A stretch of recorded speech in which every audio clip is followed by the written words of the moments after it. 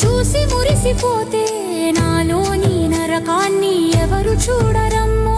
చావలేక బతుకుతున్న సావకారం గొంతు పైన తిరిగిన ఊరికి నేను ఎప్పుడు చేరేనో.